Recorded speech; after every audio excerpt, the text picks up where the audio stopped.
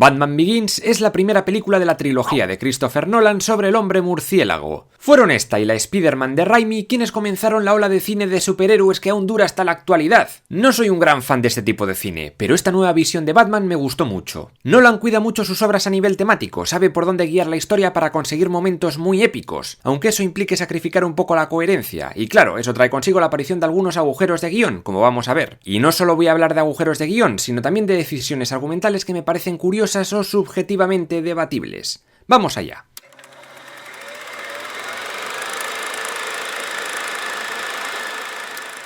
Al principio de la película se nos muestra la infancia de Wayne. En concreto vemos un momento donde sus padres deciden llevarle a la ópera. Atentos a este diálogo. Hemos construido un nuevo y barato medio de transporte público que comunica la ciudad. Y en el centro, la Torre Wayne. ¿Ahí es donde trabajas? No, yo trabajo en el hospital. La empresa la dejo en manos de personas más capaces. ¿Capaces? Bueno, con mucho más interés. Se nota que aquí Nolan nos está intentando meter información relevante en vena, pero no queda demasiado natural. ¿Qué pasa? ¿El chaval jamás hasta ese momento se ha preguntado qué hace su padre en el trabajo? ¿Nunca le han sacado de la mansión? ¿Nunca ha visto la ciudad? Son cosas que Bruce debería saber, digo yo. Y entonces llegamos al momento del asesinato de sus padres. Si te sales en mitad de una obra, igual no puedes salir por la puerta principal y tienes que salir por la trasera. Bueno, vale, pero ¿por qué la salida trasera de la ópera, que se supone que es un edificio lujoso para ricos, da un callejón muy pero que muy chungo? Pero tan chungo que hay un ladrón con pistola esperando allí mismito. Joder, que mínimo que poner un guardia, no sé.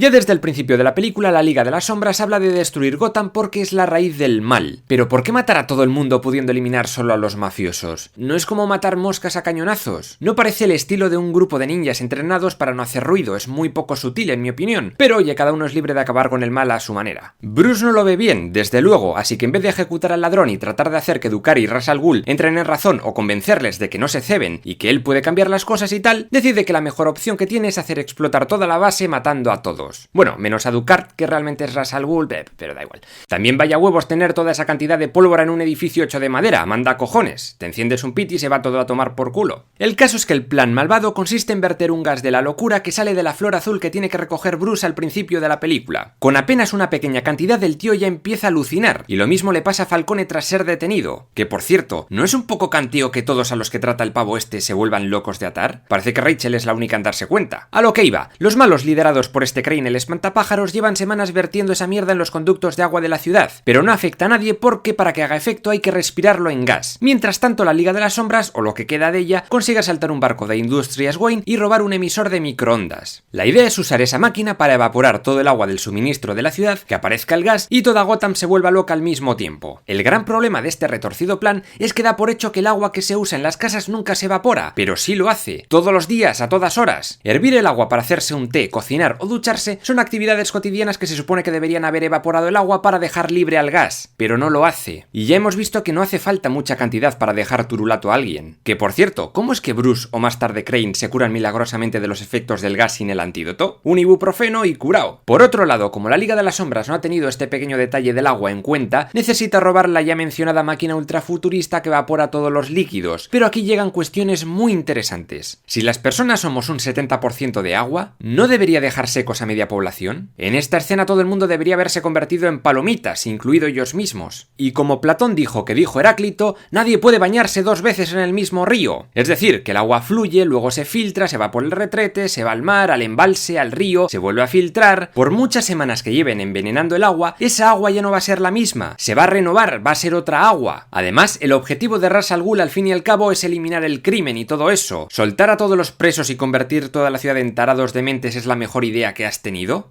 Para eso mejor tirar una bomba atómica y a la mierda todo.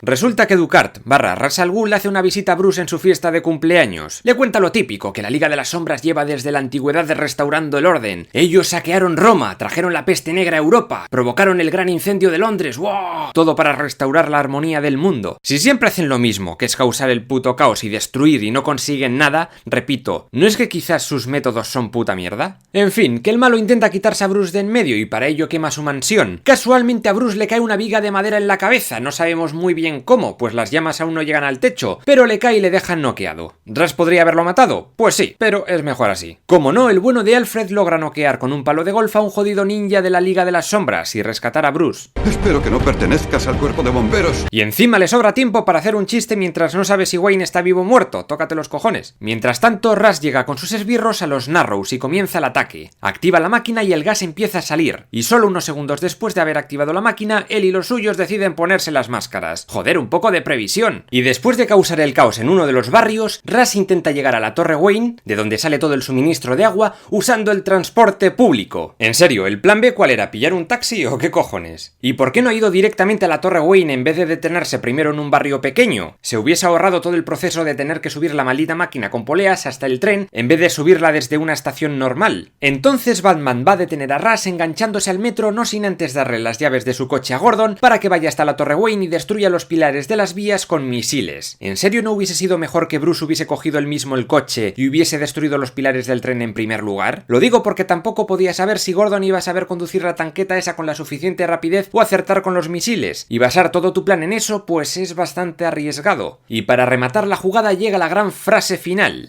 No pienso matarte.